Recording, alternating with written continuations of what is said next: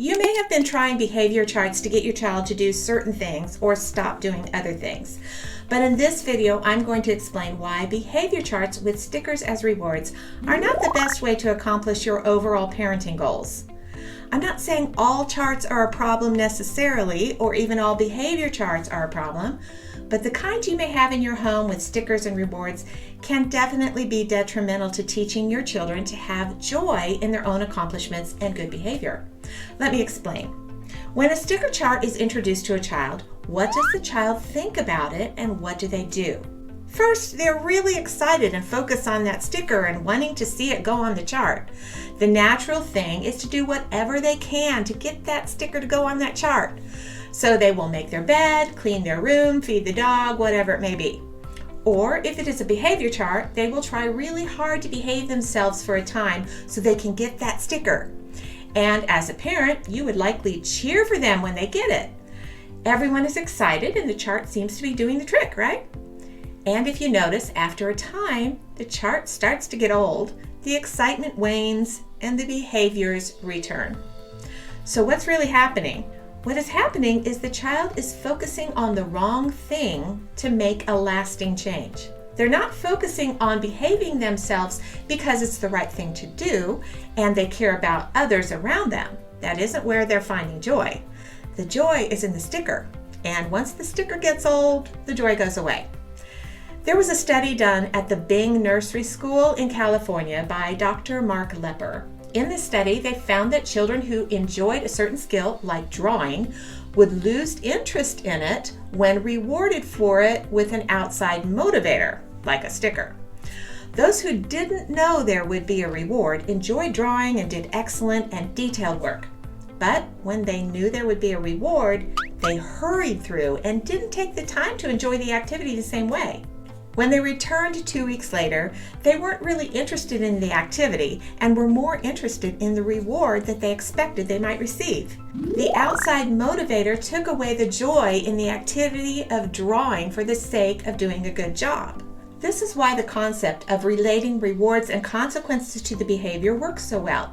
It all ties together. Not only do behavior charts at home cause a child to focus on the sticker rather than on the joy of behaving themselves, but they're also a hassle for the parent. Making sure you have all the stickers available, that they're put on the chart for every little good deed, or even for specific good deeds. Make sure they're all in the right column, etc.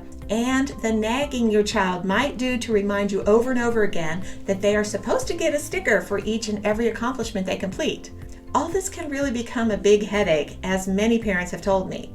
And what about when your child brushes their teeth or cleans their room? Do you want them to do it for a sticker? Or do you want them to do it because their teeth feel clean and fresh and the room is pleasant and smells good when they walk into it? In other words, where do you want their motivation to come from? From accomplishments themselves or from an outside reward of some kind? The real challenge is to get your child to want to do the right thing in their behavior by taking pride in themselves and their own reputation and character and finding joy in their own accomplishments. As they grow up, one way to make sure they think this way rather than seek an outside reward is in how you praise and encourage them. Help them seek that good feeling about themselves and their accomplishments by what you say when they accomplish something. For example, instead of saying, "I'm so proud of you for cleaning your room. Let's get a sticker for your chart."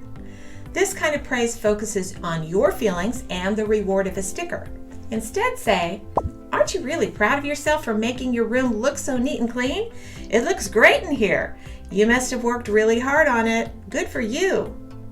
This takes the focus off your pride in their accomplishment and a sticker as a reward, and it focuses their mind on their own behavior and accomplishment and the joy they can receive from the result of it. It's the same with behavior. When a child behaves well, it's a good thing to say, "Aren't you happy you behaved so well today? I noticed it and I'm sure others did too. You should be really proud of yourself for being such a good example to others."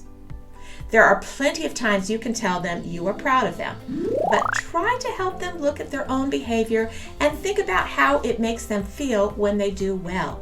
So when are behavior charts and other kinds of charts helpful?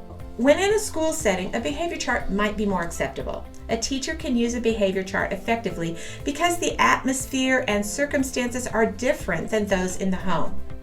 I still think it is best for a teacher to say the same kinds of words that encourage a child to focus on their own accomplishments, but a sticker in a school setting has a different effect than in the home. And chore charts, or family contribution charts as I like to call them, can also be helpful because those charts are just to help remind them of what they need to do. They're not necessarily sticker charts, but more like a to-do list. They can feel good about getting to the end of their list and accomplishing their goal of contributing to the family.